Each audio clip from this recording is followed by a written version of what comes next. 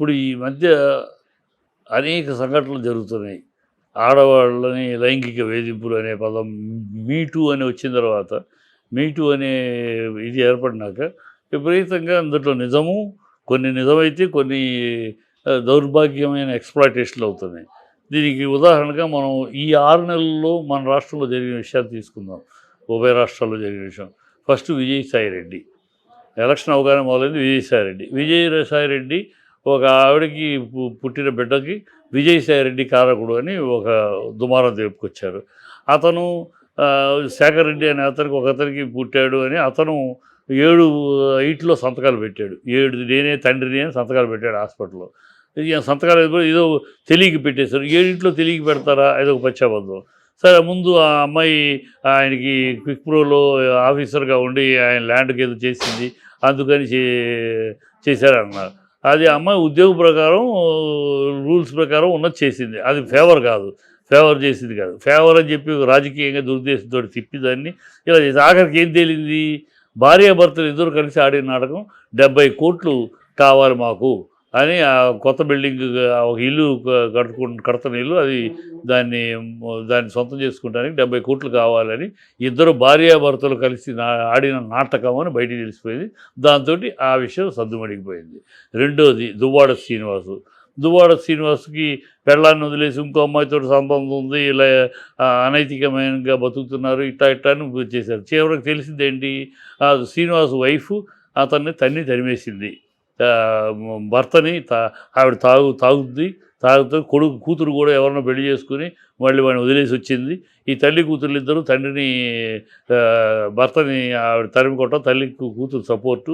ఇట్లాగూ అతన్ని బయటికి గెంటేశారు. బయటికి గెంటేసినాక అతను తన జీవితంలో మళ్ళీ కొత్త జీవితాన్ని ఏర్పరచుకున్నప్పుడు ఆ అమ్మాయి తను ఒకప్పుడు సహాయంగా తన కష్టాల్లో ఉన్నప్పుడు ఈయన సహాయపడ్డాడని ఆ అమ్మాయి అండగా నిలబడింది. దాన్ని ఉలవలు పొలవలు చేసి నానా బీభత్సం చేసి చివరికి తేలింది ఏంటి అంటే ఆస్తుల గొడవ. ఆవిడకి దువ్వాడ శ్రీనివాస్ భార్యకి ఈ ఆస్తి అంతా మొత్తం నేను పెట్టుబడి పెట్టాను, ఆయనదేమీ లేదు, ఆయన ప్లాట్ఫాము నేను ఇచ్చిన డబ్బులతోటి అని మొదలెట్టింది.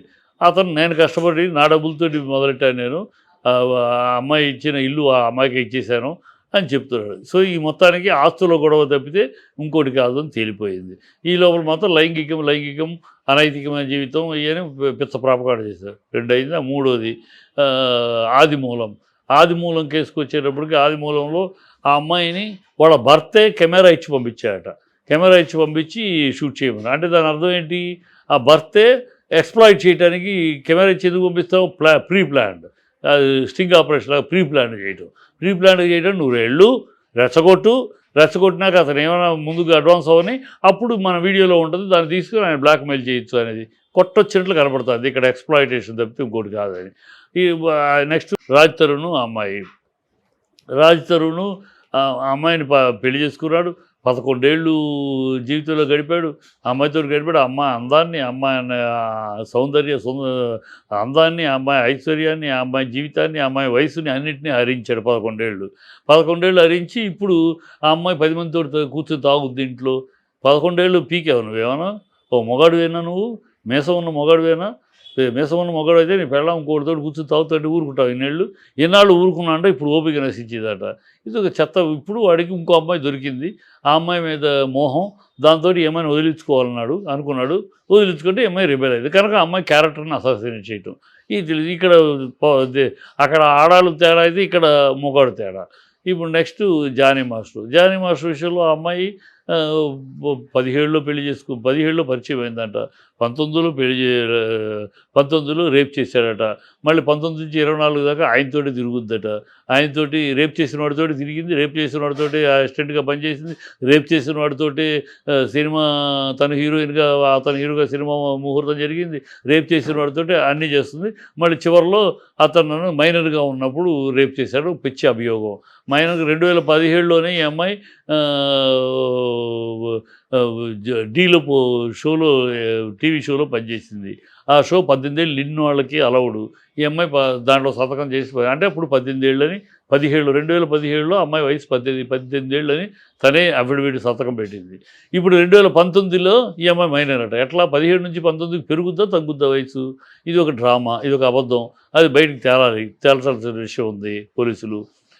ప్లస్సు అమ్మాయి భయపడిందండి. ఏం భయపడతావు? అప్పుడే 2018లోనే ఫిల్మ్ ఛాంబర్లో ఒక కమిటీ ఉంది.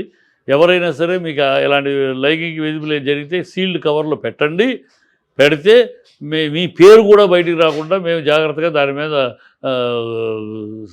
టేకప్ చేస్తామని ఫిలిం ఛాంబర్ హామీ ఇచ్చింది. ఫిలిం ఛాంబర్ అంటే హామీ ఇచ్చిందని ఫిలిం ఛాంబర్ అన్నిటికీ హెడ్, అన్ని అసోసియేషన్లకి హెడ్ ఫిలిం ఛాంబర్. ఆ ఫిలిం ఛాంబర్ హామీ ఇచ్చింది మీ పేరు రాయి. ఇంకా భయం ఏంటి? భయపడ్డానంటే అర్థమే ఉంది అంటే అప్పుడు జరగలేదు, కానీ ఇప్పుడు చెప్పింది జరుగుతుంది. ఇది ఒక పచ్చి అబద్ధం, ఒక డ్రామా. ఇక్కడ ఇంత డ్రామా జరుగుతుంది. అడ్వాంటేజ్ ఆడపిల్లకు ఉండే అడ్వాంటేజ్ని ఆడపిల్ల కదా పాపం అని అంటారు కనుక ఆ మాటను వాడుకోవటం జరుగుతుంది. ఇక్కడ ఆడవాళ్ళందరూ సతీ అనసూయలు, సతీ సావిత్రులు, సతీ అరుంధతులు కాదు. ఆడవాళ్ళలోనూ శూర్పణఖలు ఉన్నారు. మగవాళ్ళందరూ రావణాసురులు, దుర్యోధన దుశ్శాసనులు కాదు, మంచోళ్ళు ఉన్నారు. ఇక్కడ మురగాళ్ళు ఉన్నారు. అక్కడ శూర్పణఖలు ఉన్నారు. కనుక ఇక్కడ ఆడవాళ్ళు మాత్రం వాళ్ళు చెప్పేది వేదం, వాళ్ళు చెప్పేది గాస్పెల్ ట్రూతు, మగవాడు మాత్రం అబద్ధాలు చెప్తున్నాడు అనమాట. కరెక్ట్ కాదు. సమాజ దృష్టిలో ఈ వివక్ష మారాలి. ఇవాళ ఆడ మగ తేడా లేదు. ఆ మగవాడు ఆడపిల్లని ఎట్లా ఎక్స్‌ప్లాయిట్ చేస్తున్నాడో, ఎలా వంచించి మోసగిస్తున్నాడో, ఆడపిల్ల కూడా మగవాళ్ళని అట్లాగే వంచించి మోసం చేస్తుంది. ఇవాళ జరుగుతున్న సమాజం అలా ఉంది. ఏం పోటాపోటీగా ఉన్నారు. ఆర్షసాయి అమ్మాయి, ఆ అమ్మాయి ఏమంటుంది? ప్రయాణం చేసిందట, అతనితోటి తిరిగిందంట, కలిసి తిరిగిందంట, అతనితోటి సినిమా తీసిందంట. ఇప్పుడు అతను బ్లాక్మెయిల్ చేస్తున్నాడంట. ఏంటి బ్లాక్మెయిల్? నువ్వేమో నీ అంగీకారం లేకుండా బెడ్లో పడుకున్నాడు అతను. అంగీకారం లేకుండా నేను రేప్ ఏమైనా చేశాడా? అంగీకారం ఇద్దరు అనుభవించారు, భార్యాభర్తలాగా కలిసి చేయించారు. అతని మీద సినిమా తీసావు. ఇప్పుడు ఆ సినిమాలో ఫైనాన్షియల్గా ఏ తేడాలు వచ్చినాయి.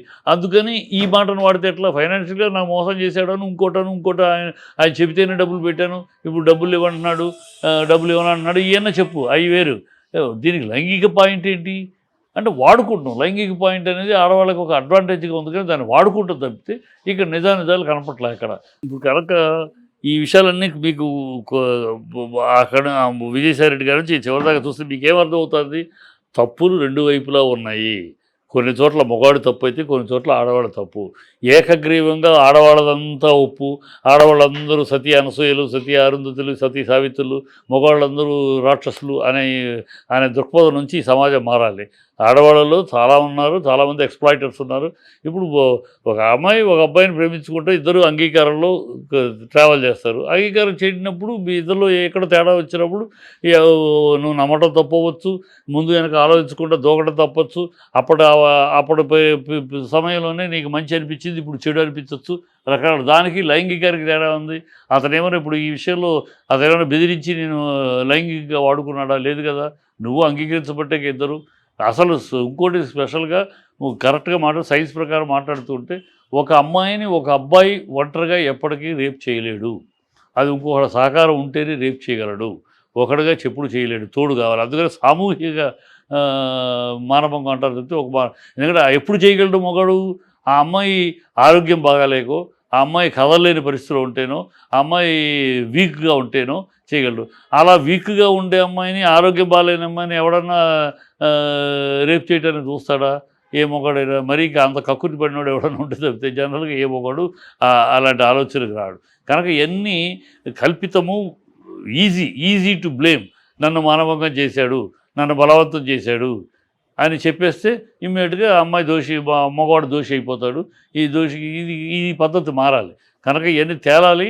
తొందరపడి మగవాడిని అందరూ దోషులు, ఆడవాళ్ళందరూ